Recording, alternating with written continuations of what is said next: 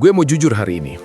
6 bulan lalu, gue nekat pasang PLTS di rumah tanpa izin PLN.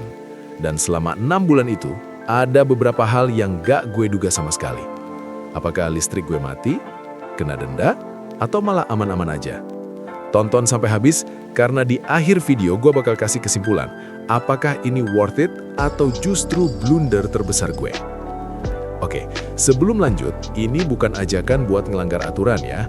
Gue cuma sharing pengalaman dan pelajaran yang gue dapat. Karena ternyata urusan PLTS itu nggak sesimpel pasang panel, beres. Awalnya simpel, tagihan listrik rumah gue sekitar 1,5 sampai 2 juta per bulan. Dan tiap tahun rasanya naik terus.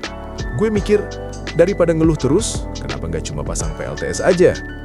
Tapi waktu itu gue dengar soal izin, registrasi, segala macam. Dan jujur aja, gue mikir, ribet amat. Akhirnya gue pilih sistem yang gak ekspor ke PLN, cuma buat nutup beban siang hari. Dan ya, gue jalanin tanpa ngurus izin dulu. Bulan pertama, wah seneng banget. Siang hari, AC, kulkas, pompa air, jalan pakai tenaga matahari. Tagihan turun lumayan. Gue ngerasa kayak, wah ini sih aman-aman aja. Tapi ternyata tantangannya bukan di situ. Masuk bulan ketiga, gue mulai kepikiran, ini legal nggak sih sebenarnya? Kalau ada pengecekan gimana? Kalau ada perubahan aturan gimana? Walaupun sistem gue nggak ekspor listrik, tetap aja ada rasa was-was. Dan yang lebih bikin mikir, ternyata banyak orang salah paham soal izin PLTS. Banyak yang kira semua sistem pasti bermasalah, padahal tergantung jenis sistemnya.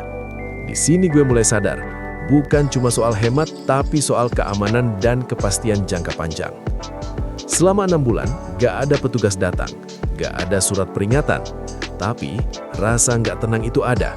Karena kalau kita investasi puluhan juta, harusnya kan tenang ya. Dan akhirnya, gue memutuskan buat konsultasi resmi. Dan ternyata, prosesnya gak seserem yang gue bayangin. Jadi, apa yang terjadi setelah 6 bulan? Tagihan memang turun, sistem jalan normal, tapi ketenangan pikiran itu mahal. Menurut gue pribadi, kalau mau pasang PLTS, mending sekalian rapi dan sesuai aturan.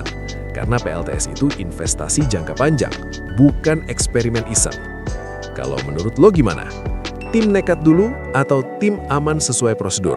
Tulis di komentar. Dan kalau lo lagi mikir pasang PLTS, pastikan lo paham aturannya, bukan cuma tergiur hematnya. Hubungi kami sekarang untuk konsultasi gratis seputar PLTS Anda. Jangan lupa like, comment, and subscribe untuk video menarik lainnya seputar PLTS. Salam Swastika New Energy.